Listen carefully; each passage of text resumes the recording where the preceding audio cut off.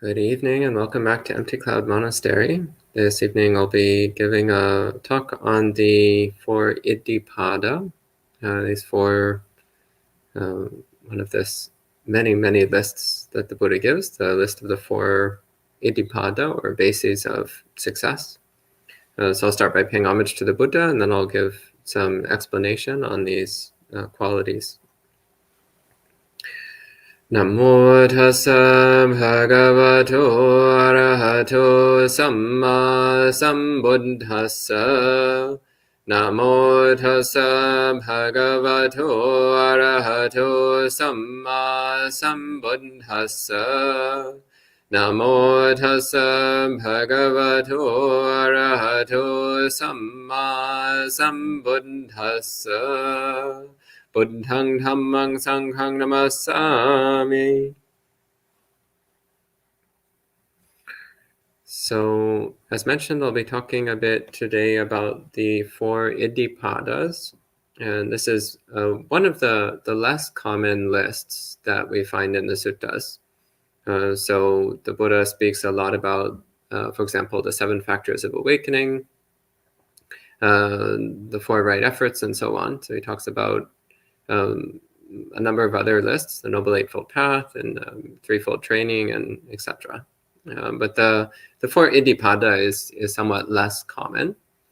It's still a useful list to be aware of and to understand. So first off, the word Iddhipada. So this is a compound of the word Iddhi. And Iddhi itself simply means success or accomplishment. And in later use, it came to be used more exclusively to mean an accomplishment in psychic powers or in developing spiritual powers of various kinds.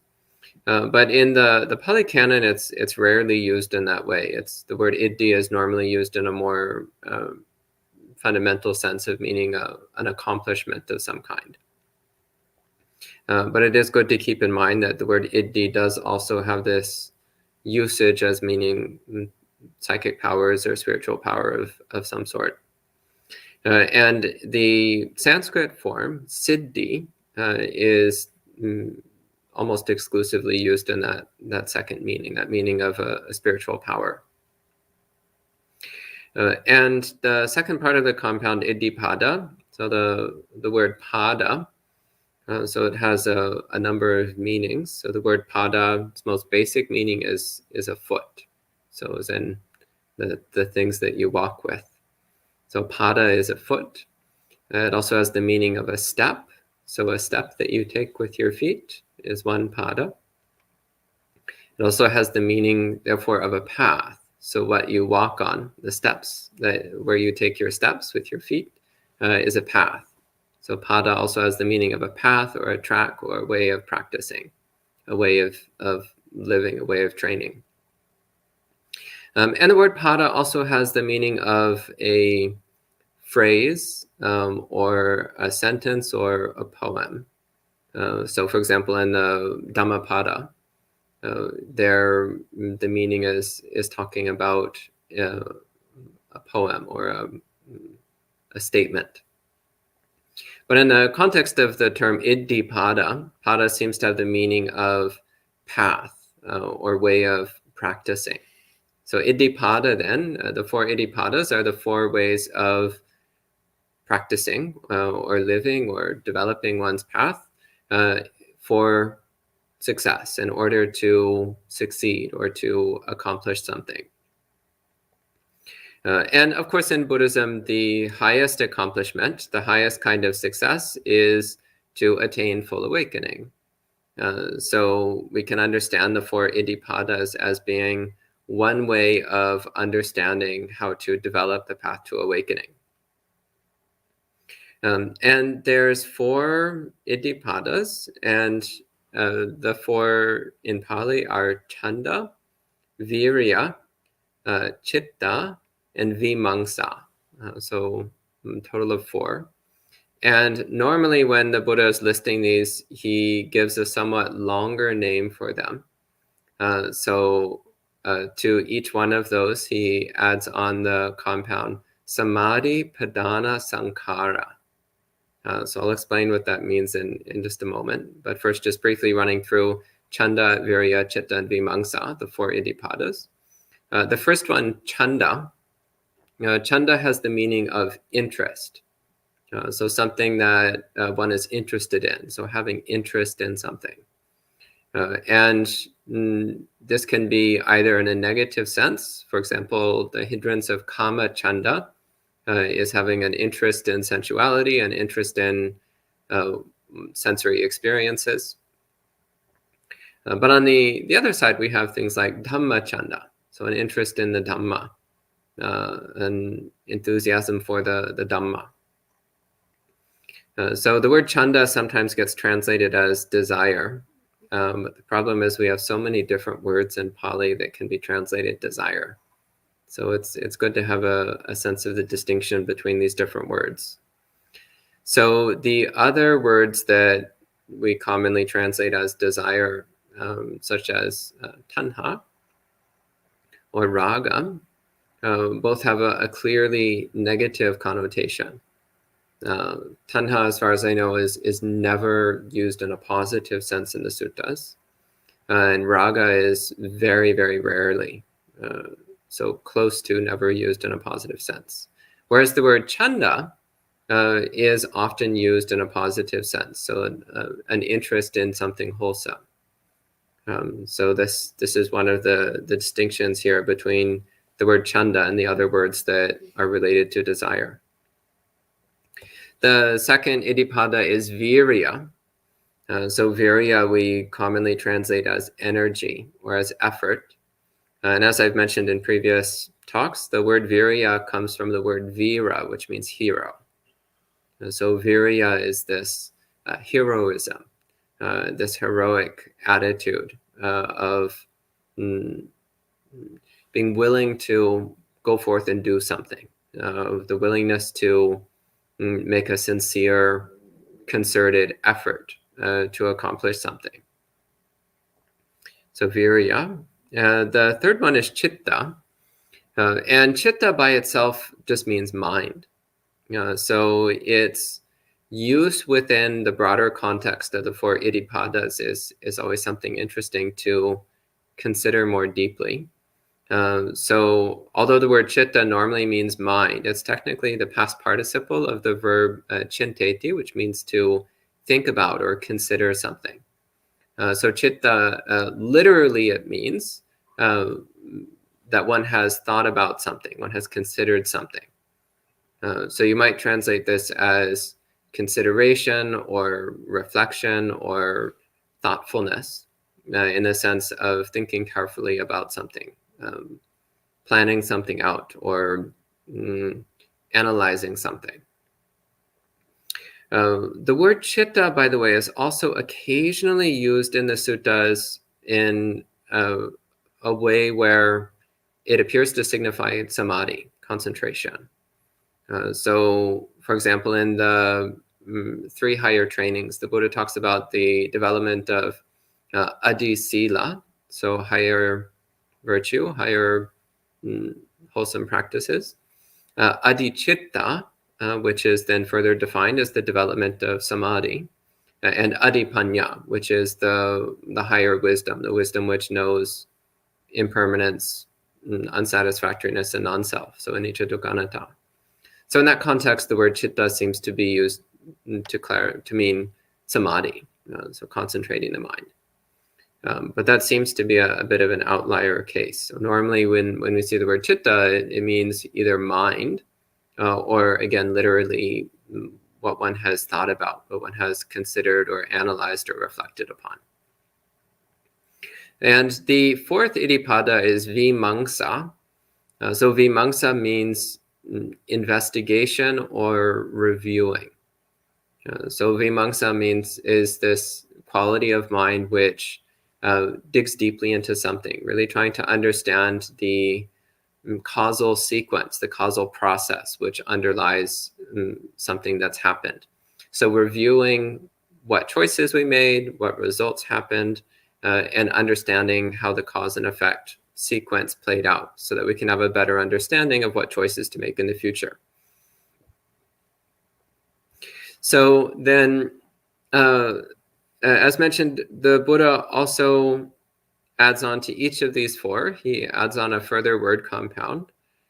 So the first one he lists not just as chanda, but as chanda, samadhi, padana, sankhara, which, if one is familiar with Pali, you'll recognize that all three of these are relatively common technical terms. If one is not familiar with Pali, it's just going to sound like a string of gibberish. So there's three words here: samadhi, which means mental collectedness or unification or concentration. Padhana, which means striving, the application of effort, endeavor, exertion. And sankhara means formation or construct or an activity. So then putting all this together, we have the activity of endeavoring or striving to collect and unify the mind. So then chanda then is given as one of the elements of this activity of striving to collect and concentrate the mind. And similarly, virya. So virya, samadhi, padana, sankhara. So the activity of using virya to support with trying to cultivate samadhi, trying to unify and collect the mind. So what this is indicating again is that these four Iddhipadas, the Buddha is talking about them as a way of supporting one's cultivation of meditation practice. So supporting the unification of mind, which makes awakening possible. So then understanding how to put together these four Iddhipadas into something approaching a useful strategy. So chanda, again, is the interest to achieve something, the interest in attaining something. So this is necessary before we can even start practicing. So for example, right now, there's a few people here at the monastery. So before you came to the monastery, what was the first thing you needed to have? An interest in coming to the monastery. Otherwise, you wouldn't have even thought about coming here. Or those people who are watching this live stream. Why? Why are you watching this live stream instead of watching something else, something much more entertaining, for example, or doing something else with your time? Well, because you had an interest in the Dhamma. You had an interest in learning something about the Buddha's teachings. So interest then is this basic fundamental foundation for our practice, which is why, again, here it's given in a positive sense, in a wholesome sense. In order to practice the Buddha's teachings, we first need to have an interest in the Buddha's teachings. We need to have some kind of willingness to engage in the practices that the Buddha taught, to learn about what he said, to try to apply it to our own mind, to our own life. So interest is the basic ground. And then from that basis of interest, so again, I gave the example just now of coming to a monastery. First, you have to have the interest in coming to a monastery. Also in terms of practicing meditation, well, first you have to have an interest in practicing meditation, a willingness to practice meditation. Otherwise, it's just not going to happen. The second thing is virya, so energy or effort, or this heroism, this quality of heroic endeavor. So this also is necessary. So again, maybe you're sitting at home one day and you think, oh, it'd be interesting to go to a monastery. But then you're like, too much effort. I'm not going to bother with that. I'll just continue doing whatever I'm doing with my life. Keep on with whatever patterns I'm already in. So you might have the interest, but if you don't put forth any effort in line with that interest, then nothing happens. And of course, this also applies in our meditation practice. Even if we have an interest in cultivating samadhi or in developing wisdom, if we don't put forth some effort, if we don't try, then nothing happens. We don't get anywhere. So it's necessary to make effort. It's necessary to put forward a sincere effort to try to train the mind, to try to develop the mind. So first there's chanda, the interest in developing the mind, the interest in cultivating the path of awakening. Second, there's virya. So we make some effort. And we make some effort to try to understand the Buddhist teachings and to start following them. Then the third one is chitta. So again, chitta here seems to be in the meaning of thinking about things or reflecting on things or considering things. So we think about the practice, like what does it mean to practice? And it's interesting, the placement here. So you think that would come before effort, but I find it quite actually wise that it comes after effort, because realistically, in order to have anything to think about, we need to have some experience. For example, if somebody has never in their life performed an activity, like let's say you've never in your life gone surfing, realistically, you have no idea what surfing is. You have some concept in your mind, but you don't really know. You haven't had the visceral experience. Or something more directly practical to our monastic life. So earlier today, we were drinking some Chinese tea. So myself, together with some of the guests here at the monastery, were drinking some Chinese tea. And one of the people there said that they had never had a tea like this before, and they had never experienced that way of drinking tea. So if you've never done something before, then you don't actually have any thoughts about it. You're not capable of thinking deeply about something you've never experienced. But once you actually have an experience, then you have something that you can think about, something to consider. So similarly, often the way that we start Buddhist practice is not by carefully planning out a strategy and then enacting it, because realistically, we don't have anything to base that kind of planning on in the first place. But rather, usually we start our practice by just kind of blindly charging in and flailing around. And then afterwards, we're like, okay, well, how did that actually go? What happened there? And actually what sometimes happens is then we realize that we really don't have any clue what we're doing. We don't really have any clue what we're trying to achieve or how to go about doing it. So then often the next step is then to go and start studying.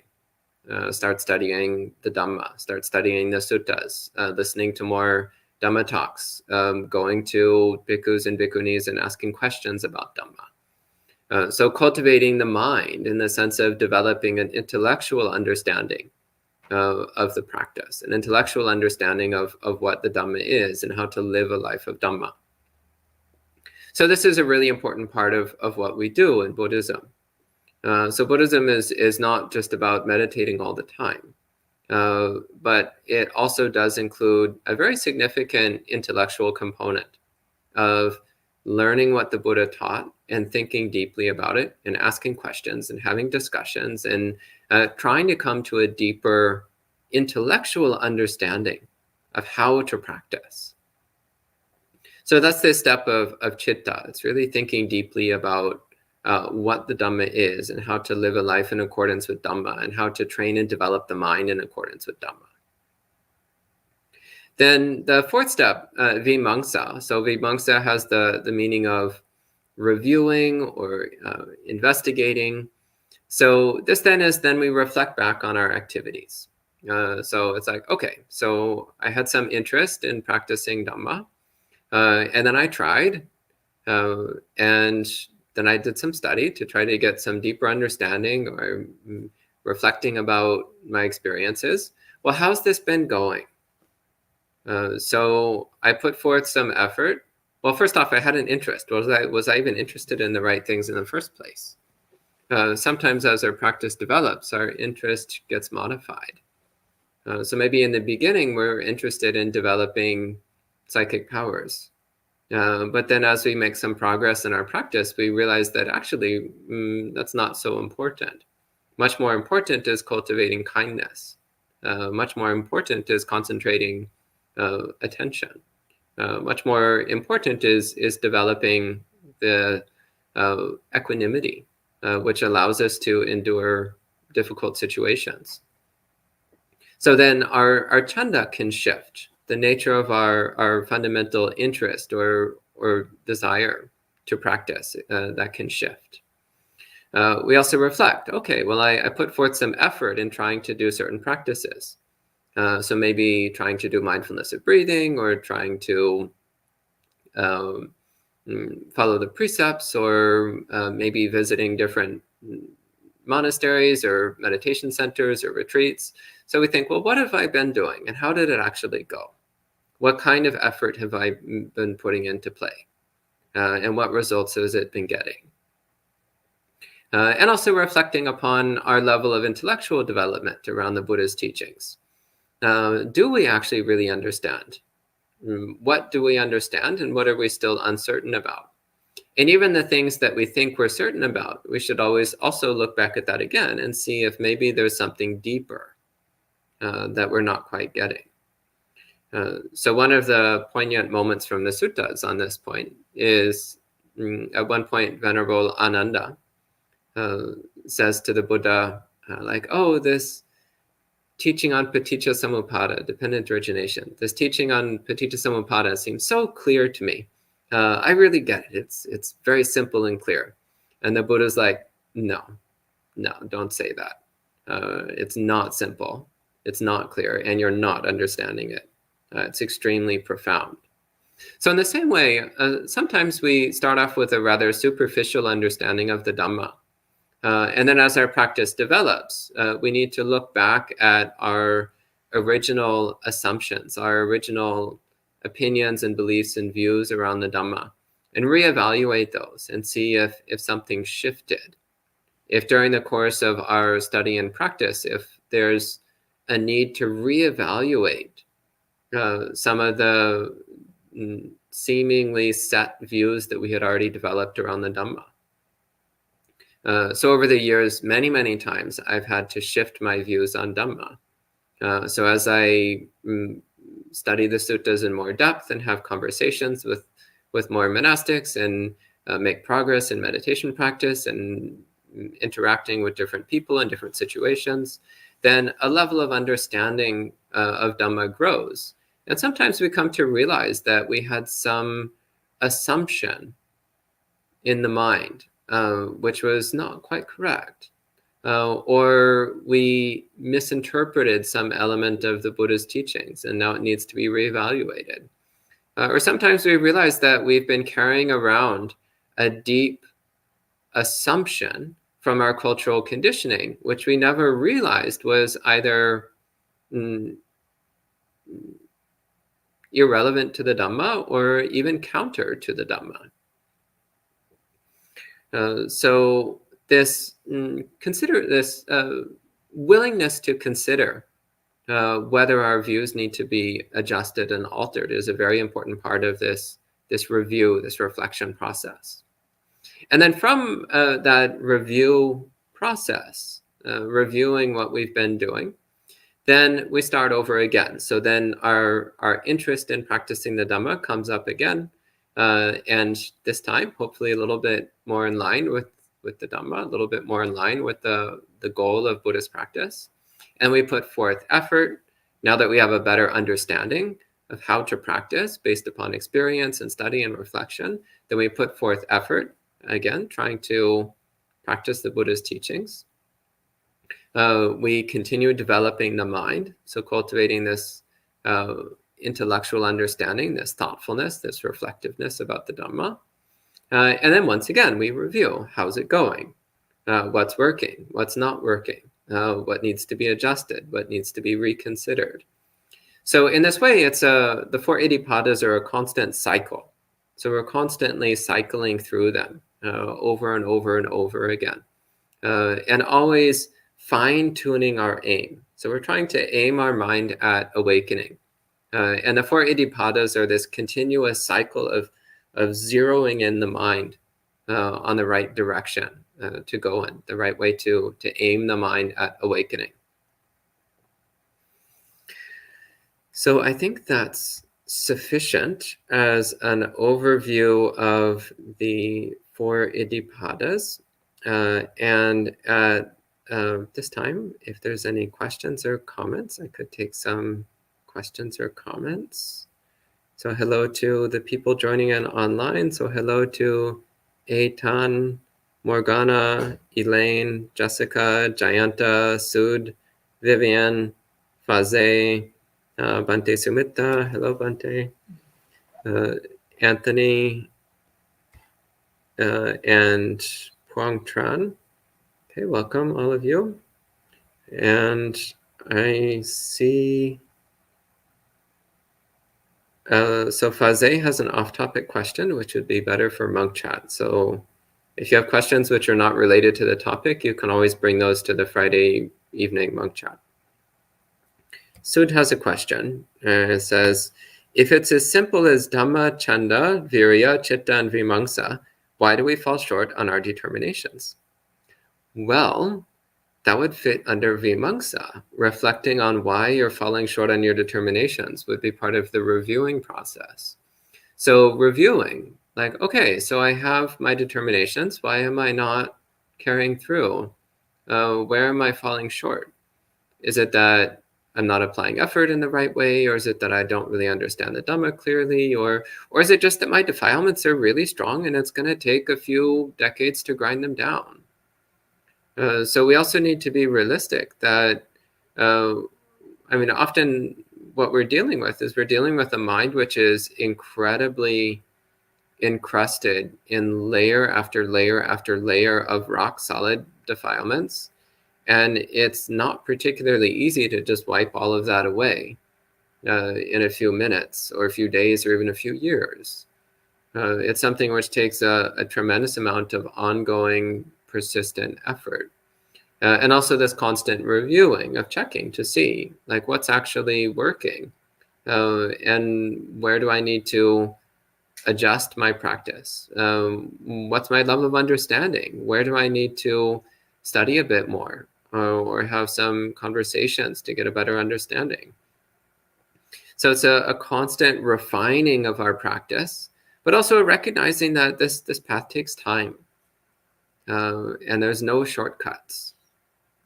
The shortcuts all wind up taking just as long as the main road. So, and you can do them if you want, but it doesn't wind up really saving time in the long run.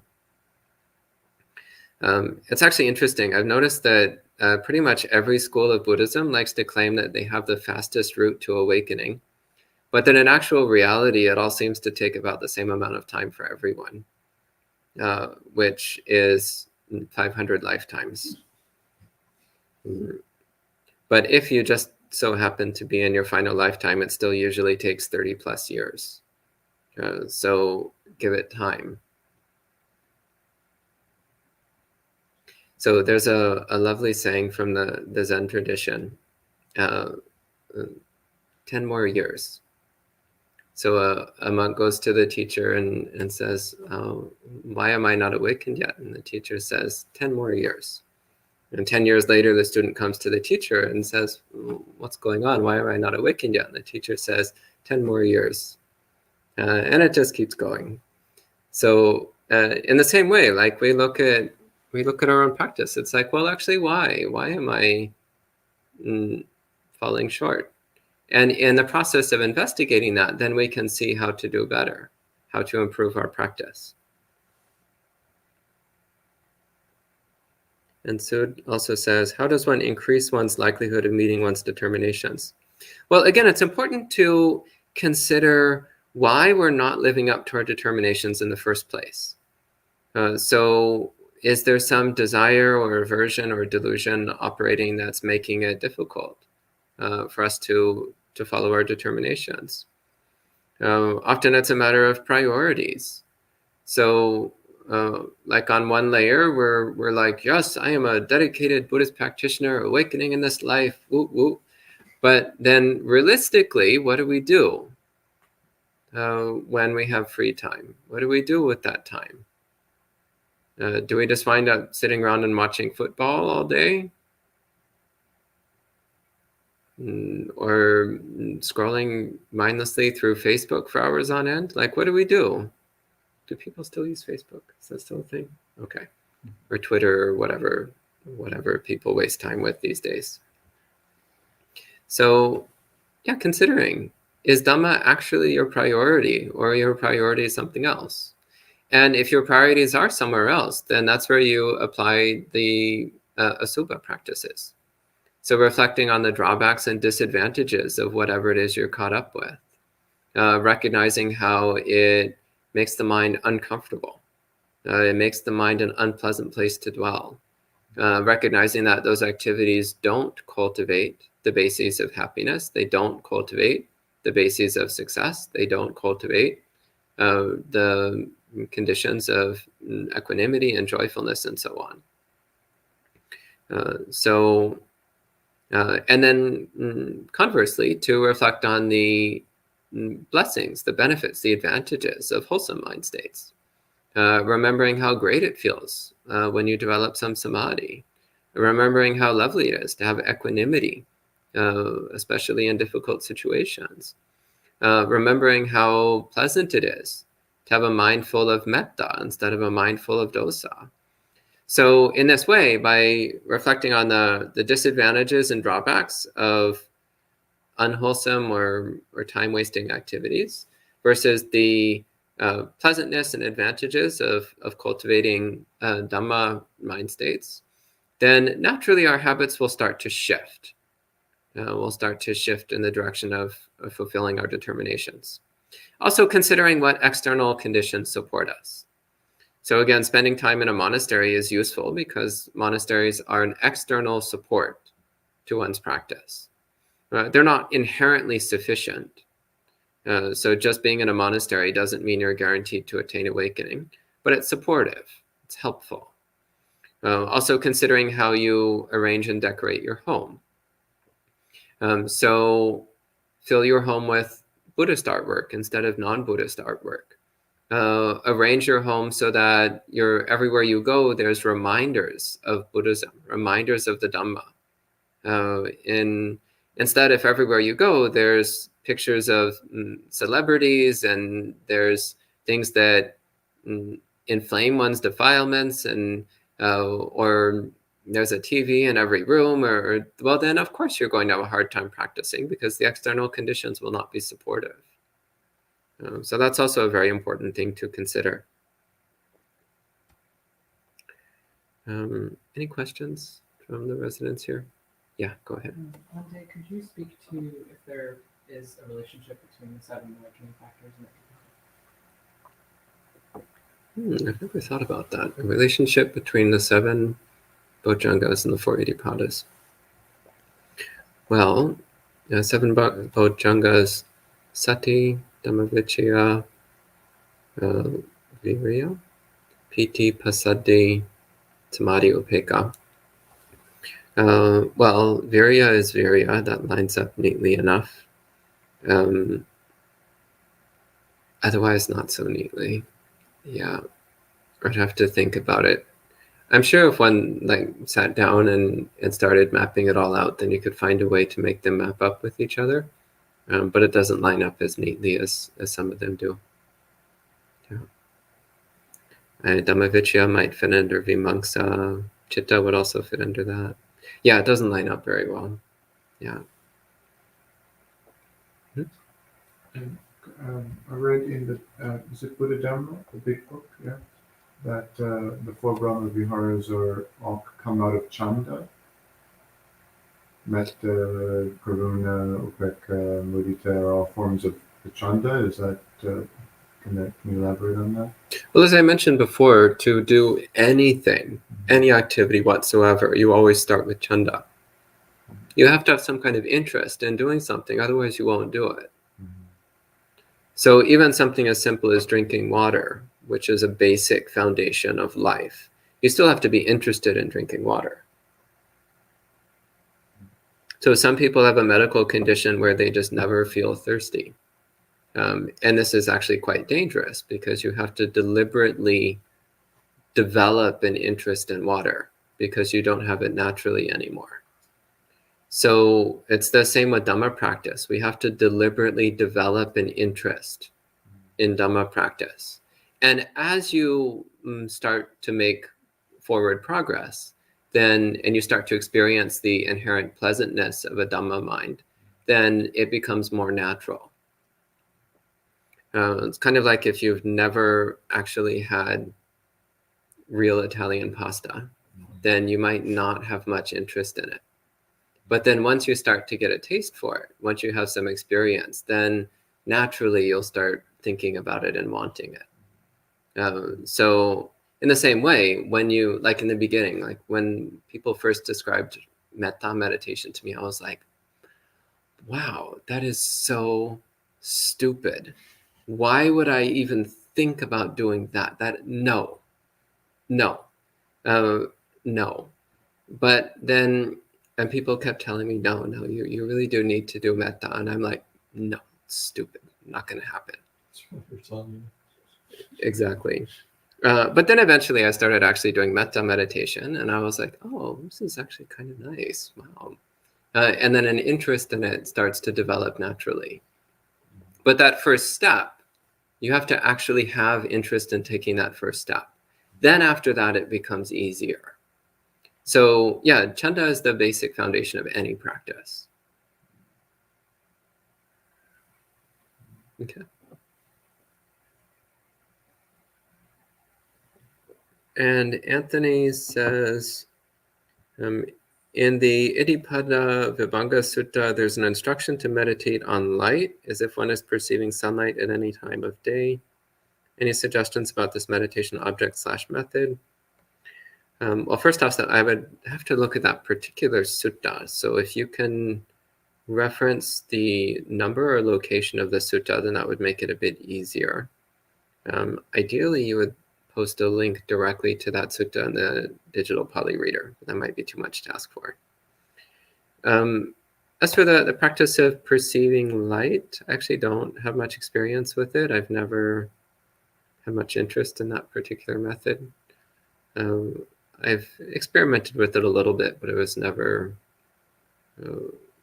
really caught on for me. So I actually don't have much to say about that particular meditation method. And I don't see any other questions. Anything? Yeah, go ahead.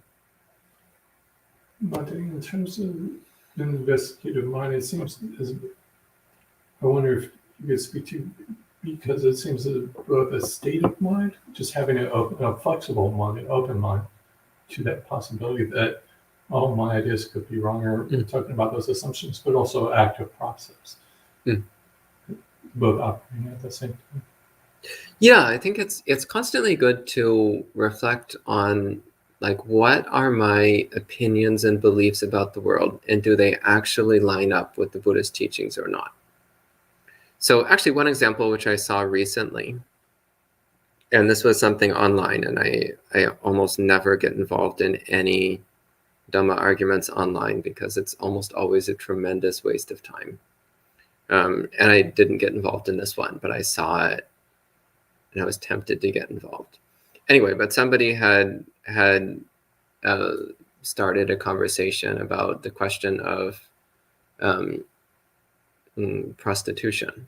So is it wrong livelihood to engage in prostitution? And I saw people were going on and on about their own opinions, and most people were saying like, oh, it's clearly wrong livelihood, it's blah, blah, blah, blah, blah. And I was like, yeah, and there's actually nowhere in the sutras where it ever says that anywhere.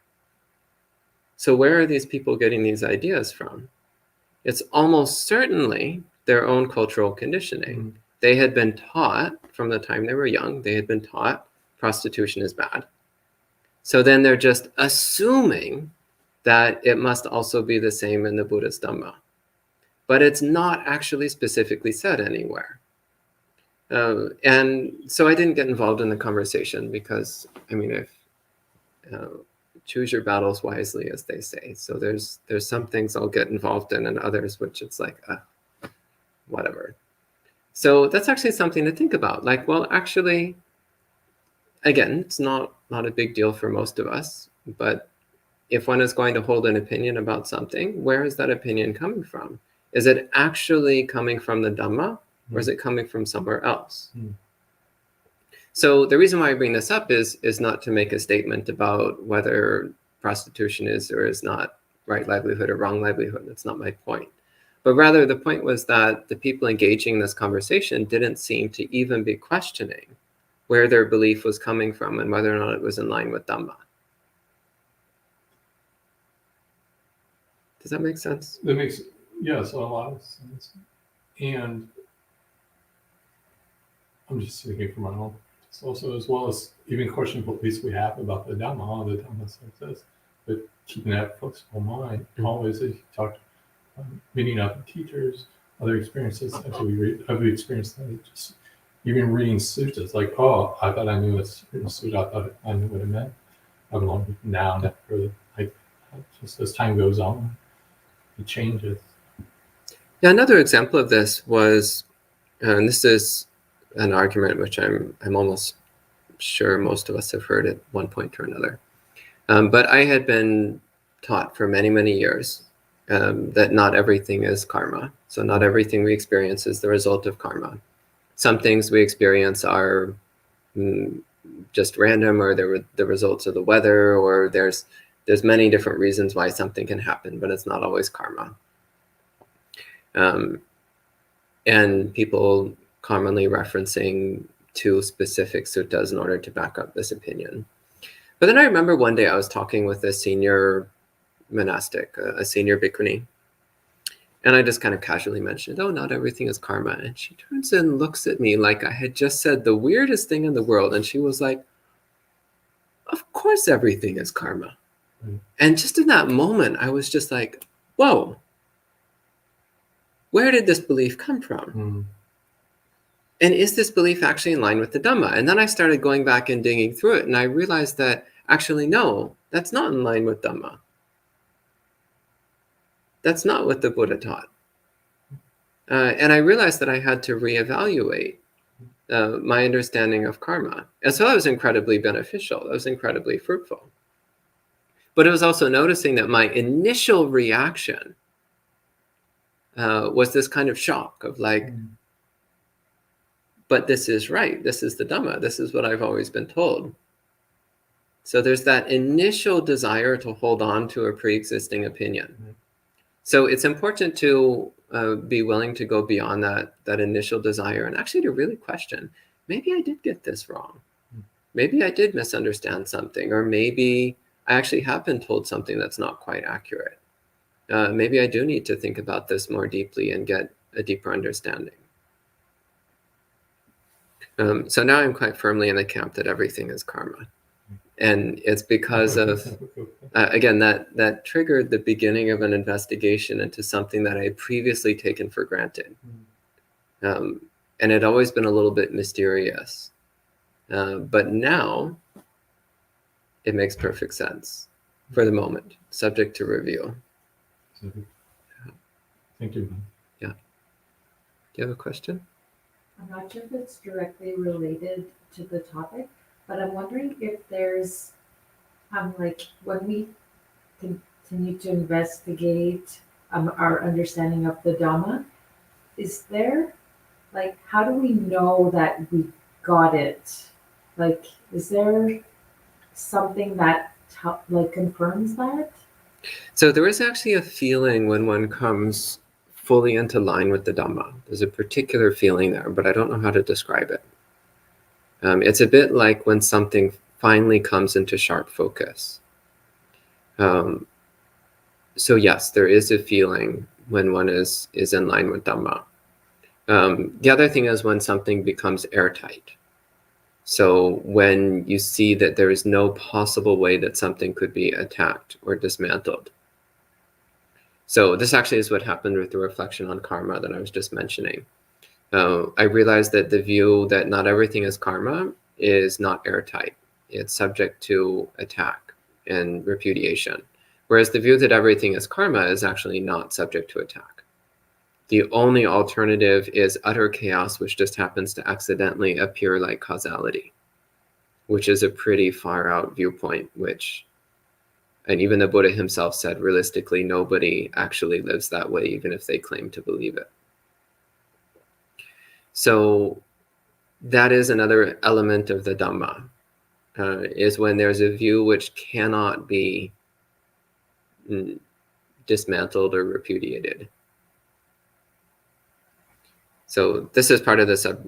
One of the aspects of the Dhamma is that it's something which, no matter how much you analyze it and question it and examine it, you cannot find weak spots. By contrast to most belief systems, at some point you run into things which you just have to take on faith, or there's logical inconsistencies, or there's mysteries which are effectively unsolvable, and you're expected to just live with it. But in Buddhism, it's a bit different. Like when considering any element of the Dhamma, you can always either confirm it through personal experience, or you can confirm it through logical inference. Even things like karma and rebirth and psychic powers and devas and so on, all of these can be confirmed in these two ways. Okay. Yeah, go ahead. I'm interested in learning more about the idea of sharing in the practice of Dhamma. Like, there's things we can't share with others, like my pain, your pain is in a separate kind of existence, but like there's a happiness that's higher than sensual pleasures. Like I heard the Brahma Viharas are shareable, while the sensual pleasures we have to compete over. So I think this is getting a little off topic. You think it's off topic? Yeah, it's not really on the topic of the Iddhipadas. Oh, I thought in terms of chanda, like the desire to share. Like the Buddha, like when we generate a desire to share, is it a wholesome desire? Depends on what you mean by share. If by sharing you mean practicing generosity, then yeah. If by sharing you mean developing a deeper understanding of the nature of the mind, then yeah.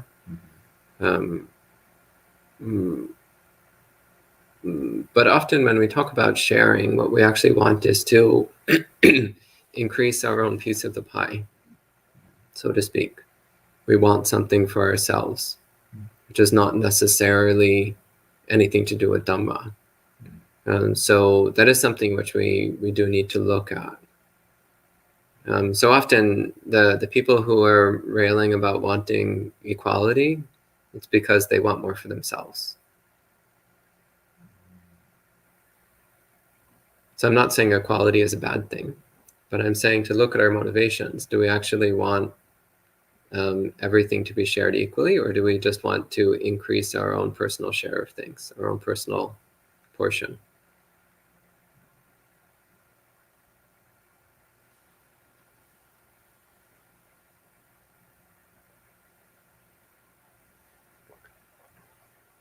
Yeah, so the question of motivation, what's our basic motive behind what we do? This can become a very deep rabbit hole, very deep field of investigation. What's our motive for what we're doing? Often we kind of have a cover story that we're doing something with wholesome motives, but actually deep down it's not so wholesome. It's just good old-fashioned selfishness. But the cover story is, oh, I'm just trying to understand other people better, or I just want to share with others. Like, we have some cover story, but beneath that, what's really going on? So a big element of Buddhism is self-honesty. So being willing to be honest with ourselves about what we're doing and why we're doing it.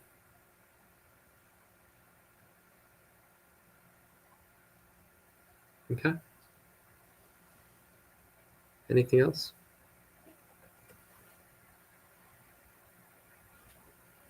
Okay, maybe that's enough for one evening. So we can end the session with 3 sadhus. Sadhu, sadhu,